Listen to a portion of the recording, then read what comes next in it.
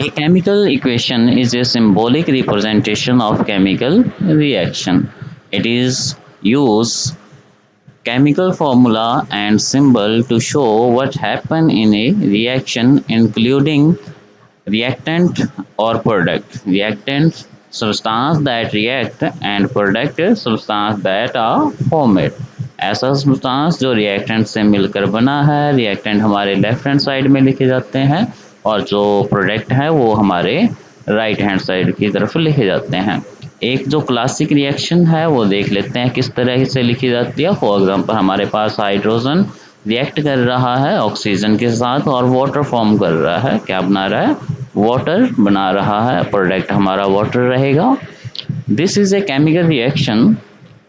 अगर मैं इसको लिखता हूँ सिंपल केमिकल रिएक्शन की फॉर्म में, then I can write it hydrogen gas and oxygen gas का एडिशन कर रहे हैं। रिएक्टेंट हमारे जे हैं, जुड़ रहे हैं और क्या बना रहे हैं? वाटर बना रहे हैं। तो हमारे पास जो प्रोडक्ट है वो राइट हैंड साइड लिखा जाता है रिएक्शंस के अंदर, तो वाटर बन गया। ये हमारी एक केमिकल रिएक्शंस है।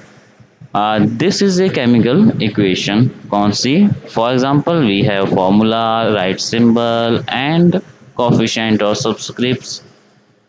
Then we can write hydrogen gas 2s2 and oxygen gas plus O2. Then we get product water. This is known as chemical equation. Now we have some main key point of chemical equation, including reactant, product, chemical formula, coefficient, arrow. What is meaning of this terms? We also discuss here. These are the substances that undergo chemical change. They are written on the left hand side of the equation. This is known as reactant. Product. These are new substances formed as a result of chemical reaction. They are written on the right hand side of the equation. Chemical formula. This represent a reactant product. For example, H2 represent as a molecule of hydrogen gas, O2 represent as a molecule of oxygen gas. Then what is coefficient? These are number placed in front of the chemical formula to balance the equation, ensure that the number of each type of atom on both sides of the equation is same. अगर मैं balance equation की बात करता हूँ तो उसमें जो सबसे इम्पोर्टेंट रहता है कि जो लेफ्ट हैंड साइड इक्वेशन है, रिएक्टेंट है हमारा इक्वेशन के, और जो राइट हैंड की तरफ जो हमारी प्रोडक्ट लिखा गया है, नंबर ऑफ कोफिशिएंट उसके अंदर सेम है, देन वी कैन से जो हमारी इक्वेशन है वो बैलेंस्ड है, अदरवाइज वो इक्वेशन बैलेंस नहीं है। एरो क्या शो करता है? The arrow indicate that reaction of reaction, direction of reaction, show the conversion of reactant into product. ये हमें बताता है वो प्रोडक्ट के अंदर किस तरह से चेंज हो रहा है। Then we have balance equation. When we talk about balance equation, then we have a simple definition. A balanced chemical equation is the representation of chemical reaction using chemical formula of reactant and product. It ensures that the number of atoms for each element is the same on both sides of the equation. Indicate the conversion of mass. And then we have some example of balanced and unbalanced equation. We have first example CH4 plus O2 and product we get CO2 and water. Then we have a compare here number of atom, carbon 1 on both side, and hydrogen we have left hand side and 4 number of atom hydrogen. And if we talk about right hand side, अगर हम right hand side की तरफ देखें तो जो हमारे hydrogen है वो कितने हैं? 2 है। ऊपर वाली जो रिएक्शन ए दिखी हुई है अनबैलेंस, देन अनबैलेंस इक्वेशन 1 को जो ए रिएक्शन है उसी को नीचे सॉल्व करके लिखा गया है CH4।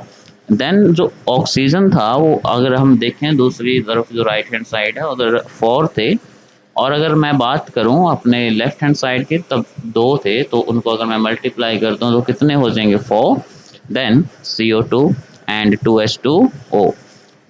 Two multiplier, as we talk in math, then we also know the coefficient of x, that mean variable, is known as multiplier also and coefficient. Then we have next equation, Fe plus H2O and FeO plus H2, we get product. Here we can see that in this equation B, unbalanced equation, and second balanced equation, when we compare here, 3F plus 4H2O, Fe3O4H2, 4H2. तो जो हम नीचे की equation देख रहे हैं, जो balance equation है, वहाँ पे अगर बात करें तो जो हमारे पास आयरन है वो ऊपर वाली रिएक्शन में अगर आप देखें बी के अंदर, तो एफ कितना है 1 है लेफ्ट हैंड साइड की तरफ। फिर वाटर सिंपल 1 मॉलिक्यूल दे रखा है। एंड जब हम बात करते हैं FeO की, तो उस राइट हैंड साइड भी देखें तो जो हमारी इक्वेशन है वो बैलेंस नहीं है। देन हम क्या करेंगे, जो Fe है उसको 3 से मल्टीप्लाई कराएंगे, एज कि हम जानते भी हैं जो हमारे इलेक्ट्रॉनिक वैलेंसी है, जो हमारी कटायनिक या अनायनिक वैलेंसी रह जाती हैं, उनको प्रॉपर पूरी तरह से कंपेयर करने के लिए तो हम क्या करते हैं, नंबर ऑफ एटम इक्वल करते हैं। फॉर एग्जांपल वी है Fe3O4 and 4H2O, and then जो उसने टेक प्लेस किया, जो हमारा जो वाटर था वो 2 भागों में टूटा, 2 के अंदर डिवाइड हुआ, number 1 OH and number then water. Sulphate है, उसके जिंक रिएक्ट करेगा तो हमारे पास ZnSO4 रिएक्शन होगी, और प्लस हमारे पास क्या निकल जाएगा, आयरन को वहाँ से हटा देगा, डिस्प्लेस कर देगा। तो इस तरह की जो जितनी भी रिएक्शंस रहेंगी उनको डिस्प्लेसमेंट रिएक्शन कहा जाता है। Double displacement reaction, the reaction in which there is an exchange of ion between the reactant are called double displacement reaction. For example हमारे पास 2 एटम हैं, एक रिएक्शन के अंदर हम 2 रिएक्टेंट ले रहे हैं, जिनके अंदर पहला रिएक्टेंट है सोडियम सल्फेट और हमारे पास है BaCl2, बेरियम क्लोराइड। अब जब भी ये रिएक्शन टेक प्लेस करेगी तो हमारे पास होगा क्या, कि जो बेरियम है वो बेरियम सल्फेट बनाएगा, Ba यहाँ से हट जाएगा, और जो N है वो Cl के साथ मिलकर एक साल्ट बना देगा, जिसको हम कहेंगे 2NaCl, सोडियम क्लोराइड्स का साल्ट बनेगा। इसी तरह से अगर हम BaCl2 की बात करें और उसके साथ H2SO4 मिला देते हैं, तो हमारे पास जो रिएक्शन होगी और वो हमारे पास क्या बनाएगा, BaSO4 और 2HCl का प्रोडक्ट बना देगा। तो ये हमारी क्या थी, डबल डिस्प्लेसमेंट में, जिसमें क्या होता है, जो आयंस हैं, जैसे ही फॉर एग्जांपल हमारा सोडियम सल्फेट था, वो किस में टूटा, सोडियम पॉजिटिव और SO4 सोडियम पॉजिटिव और SO4 नेगेटिव के अंदर ब्रेक डाउन हुआ, और वो तो क्या किया, बेरियम के साथ जाके अटैच हो गया। इसी तरह से जो Cl था वो नेगेटिव की फॉर्म में ब्रेक डाउन हुआ और जाके N के साथ स्टेबल कंपाउंड बनाकर बैठ जाएगा। इस तरह की जितनी भी रिएक्शंस हैं उनको क्या कहेंगे, डबल डिस्प्लेसमेंट। उसके बाद हमारे पास आता है ऑक्सीडेशन रिएक्शन।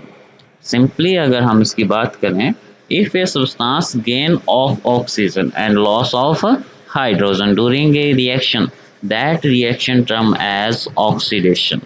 ऑक्सीडेशन के अंदर जब भी हम बात करते हैं gain of oxygen, that mean gain of electrons, gain of negative ion, then और लॉस ऑफ हाइड्रोजन की बात करें, दैट मीन्स जो पॉजिटिव आयन है उसका लॉस हो रहा है, जो हमारा हाइड्रोजन एटम है वो पॉजिटिव को शो करता है। तो हमें ये नहीं लेके चलना कि जो ऑक्सीजन है उसका लॉस हो रहा है। कई ऐसी रिएक्शंस होंगी जिसके अंदर ऑक्सीजन प्रेजेंट ही नहीं है, देन आप क्या कहेंगे कि सर वहाँ पे तो आपने कहा ऑक्सीडेशन रिएक्शन के अंदर गेन ऑफ ऑक्सीजन है, गेन तो जो ऑक्सीजन है वो तो प्रेजेंट नहीं लगा।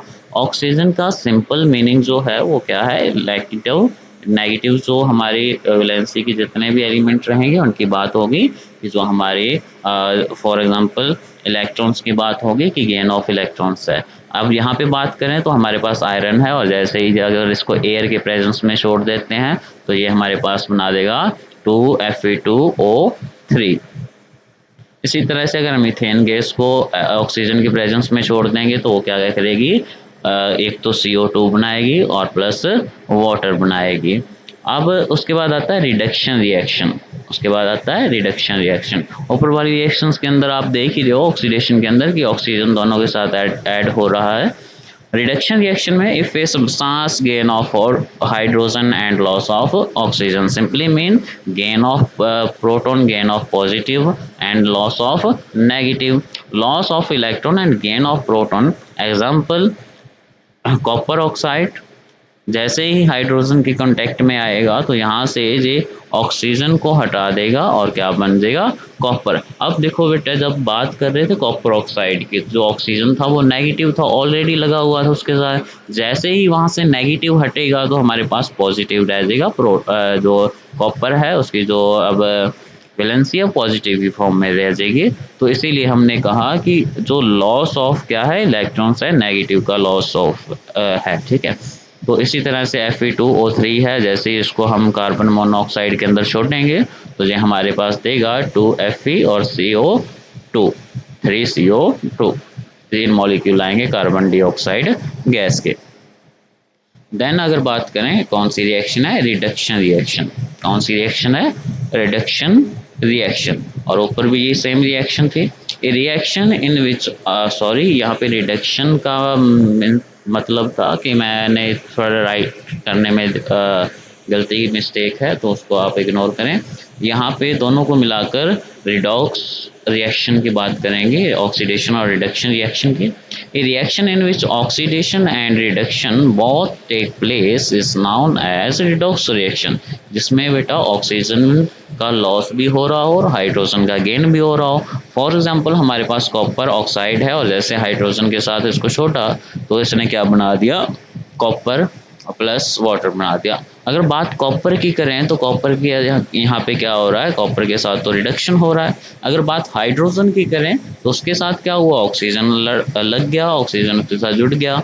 अब ऐसी अगर रिएक्शन है तो यहाँ पे वाटर का क्या हो गया, जो हाइड्रोजन है वाटर बनाया तो वो वहाँ क्या हो रहा है, ऑक्सीडेशन हो रहा है। क्या हो रहा है, उसके बाद है exothermic reaction. An exothermic reaction release energy usually in the form of heat to its surrounding. अगर कोई भी ऐसी रिएक्शन है जिसके अंदर जो एलिमेंट हैं, जो हमारे रिएक्टेंट हैं, वो मिलते ही हीट प्रोड्यूस करते हैं और जब प्रोडक्ट बनाते हैं, तो इस तरह की जो रिएक्शन होंगी उस रिएक्शन को हम क्या कहेंगे, exothermic reaction. For example methane gas को जैसे ही ऑक्सीजन के अंदर छोड़ा तो वो क्या करने लगा, हीट देने लगा। CO2 गैस थी प्लस क्या दिया, वाटर एंड हीट उसके अंदर प्रेजेंट थी। तो जितनी भी रिएक्शंस होंगी जिनके अंदर हीट निकलती है, हीट उसमें से रिलीज होती है, इस तरह की रिएक्शन को एक्सोथर्मिक रिएक्शन कहेंगे। अगर बात करें कि ऐसी कौन सी बायोमोलिक्यूल रिएक्शन है जो क्या करती है, एक्सोथर्मिक रिएक्शन के अंदर आती है, तो वो है ग्लूकोज का ग्लाइकोलिसिस होना। फॉर एग्जांपल हमारी बॉडी के अंदर हमने ग्लूकोज को खाया, उसके बाद ग्लूकोज फर्दर जब ऑक्सीजन के साथ मिलेगा तो वो ब्रेक डाउन होगा। तो जैसे रिएक्टेंट के अंदर आपको पास ग्लूकोज और ऑक्सीजन दिखा रखा है और जो उसका प्रोडक्ट बन रहा है वो क्या है, 6 molecule of CO2 and 6 molecule of water plus energy release हो रही। एनर्जी किस फॉर्म में रिलीज होगी, जो हीट है उस फॉर्म में रिलीज होगी, इसीलिए इस रिएक्शन को एक्सोथर्मिक रिएक्शन के अंदर रखा गया। इसके बाद जो लास्ट रिएक्शन है वो है endothermic reaction. Endothermic reaction observe energy from its surrounding usually in the form of heat। अगर बात एंडोथर्मिक या एक्सोथर्मिक रिएक्शन की हो तो उसमें हम मेनली जो एनर्जी की हीट फॉर्म है उसी की बात करेंगे। एग्जाम्पल है NH4Cl एंड NH4। जो रिएक्शन से प्रोडक्ट बन रहा है वो हमारा क्या है, जब उसको ब्रेक डाउन करेंगे तो इसको हीट एनर्जी देनी पड़ेगी।